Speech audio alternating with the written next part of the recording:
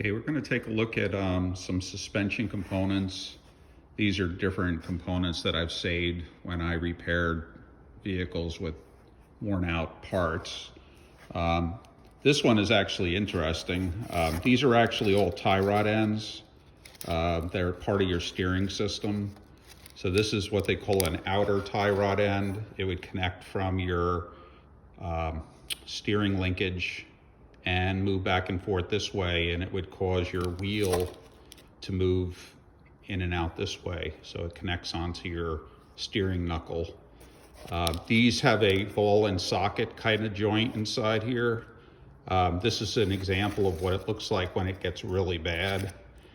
This actually is supposed to be inside here. And a lot of the different tie rod ends will have sometimes a grease fitting. If you look at this component here, that thing's sticking out of the top. If you have something like that sticking out of your steering component or your suspension component, that's actually a grease fitting. And you can put a grease gun on there. We'll show you how that works. And when you pump grease inside this, it fills the joint up in this area right here, down inside this hole. And it causes the ball and socket, this is the part of the steering of the tie rod end that actually moves or swivels around. And what the grease does inside here is it keeps that from wearing out. They also have, as you can see on here, there's like a little rubber boot that keeps the grease in the joint. And when you actually grease these, if it has a grease fitting, it'll actually cause the boot to swell up, because it'll actually fill this boot up with grease as you're greasing the front end. You're supposed to grease the front end of the car or truck every time you do an oil change. But a lot of guys, because they're rushing to get the oil change done as fast as possible, sometimes they skip that step. So you can see this has a grease fitting on the bottom. If you pump grease in there, it's supposed to fill up this chamber, keep this from wearing out. Now this one wore out so bad that it fell out. And if that happens while you're driving, that means your wheel on one side will just go wherever it wants. So I had a car once that I was working at a shop, and the guy drove his car in, and while he was pulling it into the shop, this tie rod end fell out and his wheel just went completely to one side. And I asked him, "Where did you just come from?" And he said, "I just came off the highway." And I said, "Well, if that fell out while you were on the highway, doing like 70 miles an hour, that would have been really bad." All right, so these are all tie rod ends that have been replaced because they're worn out. We can show you how to test them if you want to see if there's any play in the joint. I have a good video on that. These here are ball joints. They have the similar thing. Sometimes they have a grease fitting like this one does. This is a ball joint.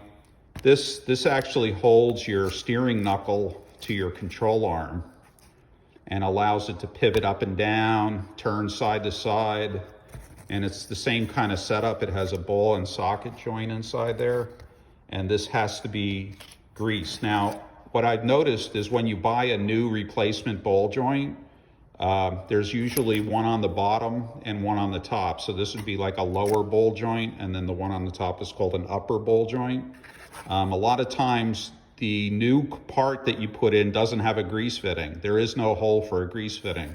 So they actually, like this one has no grease fitting. Basically what they do is they put grease in it when they put it together at the factory, and then they seal it up, and there's no way to pump new grease into it.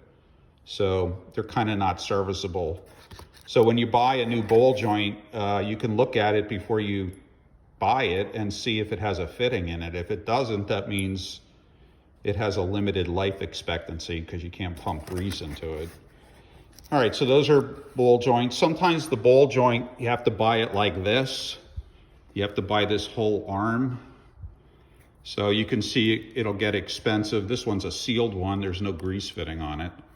But I saved this because this one went bad, and the only way you could buy it is you had to buy this whole arm with it, and that can get more expensive.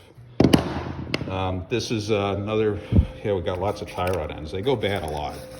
So we got ball joints, upper and lower. We have tie rod ends, outer tie rod end. There's also an inner tie rod end.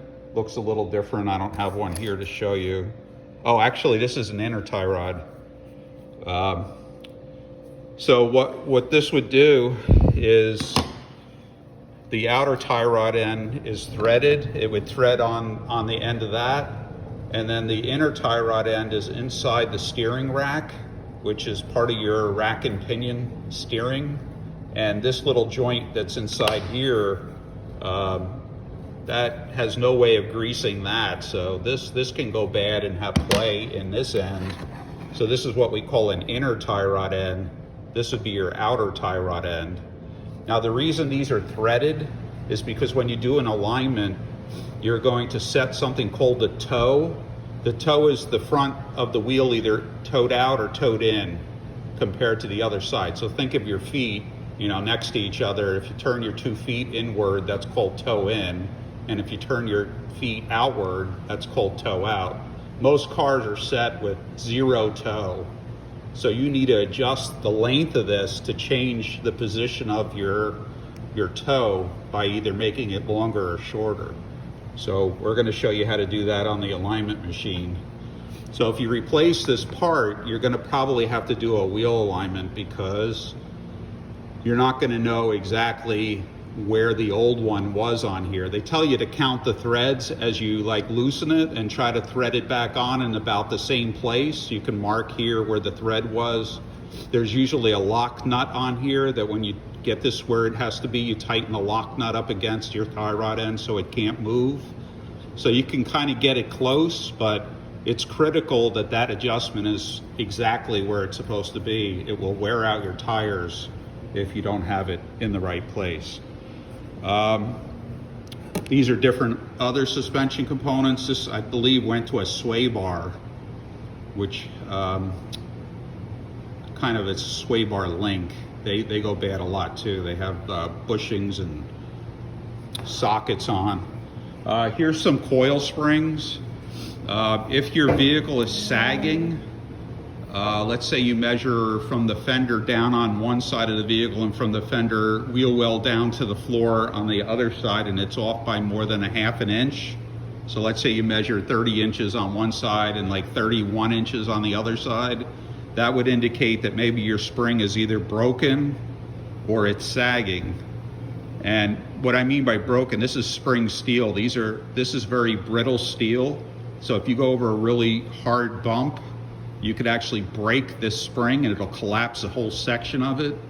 And then one side of the vehicle will be lower than the other side.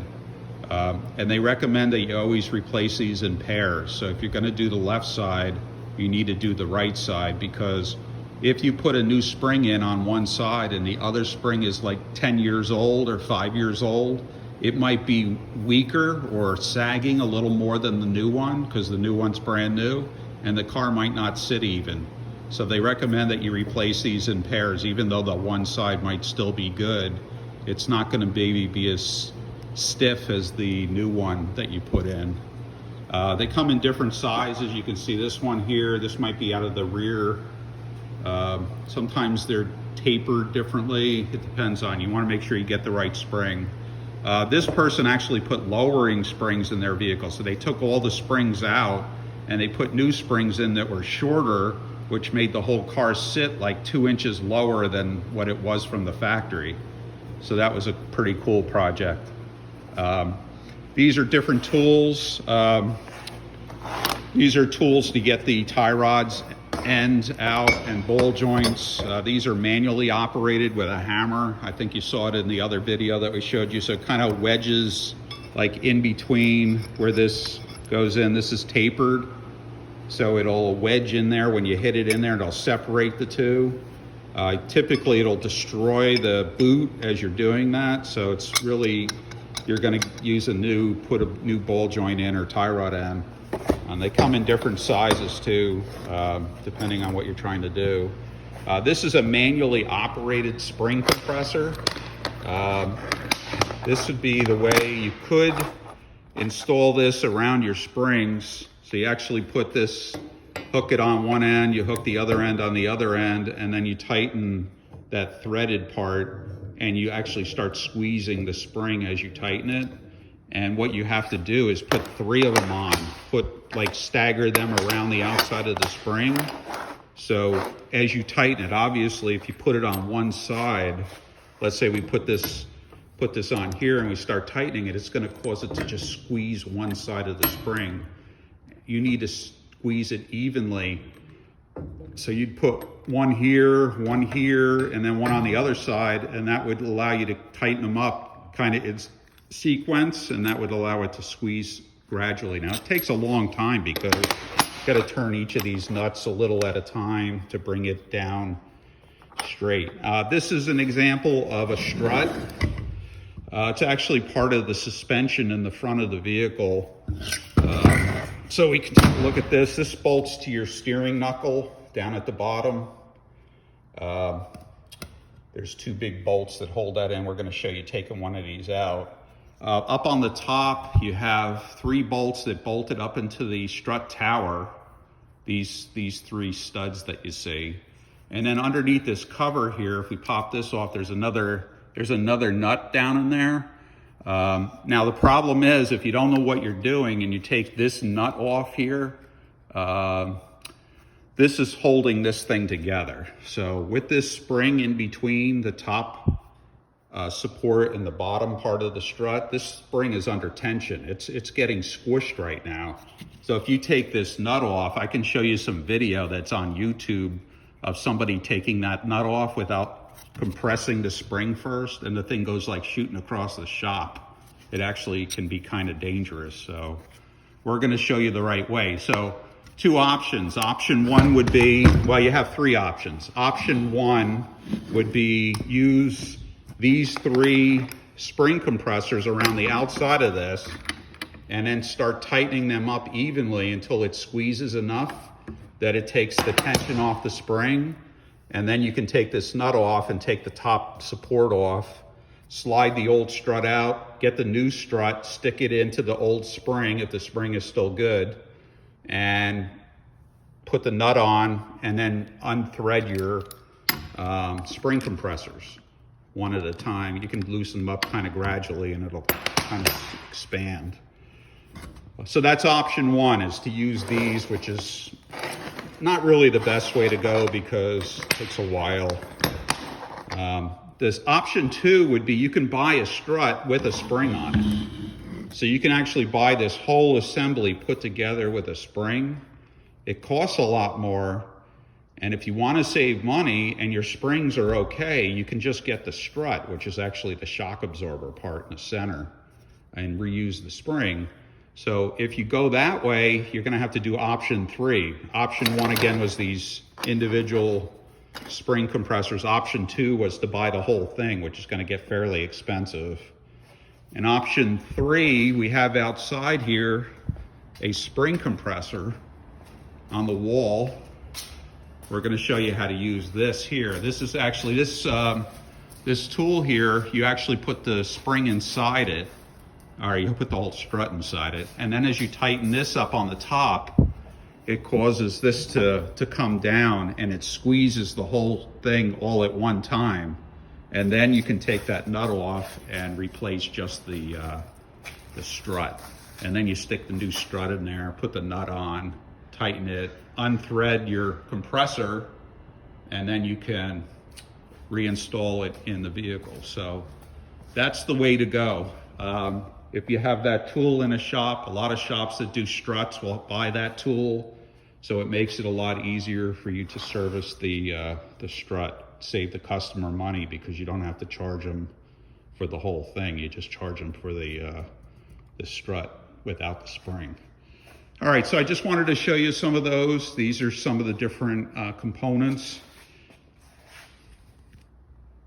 And you would have to replace these before you do a wheel alignment, because if any of these are loose and you adjust something like toe or camber or caster, which we're going to talk about more, that will cause the setting to change because there's looseness. So you'll set it up perfect on the machine, but then when you drive it, it's gonna move. So everything has to be tight.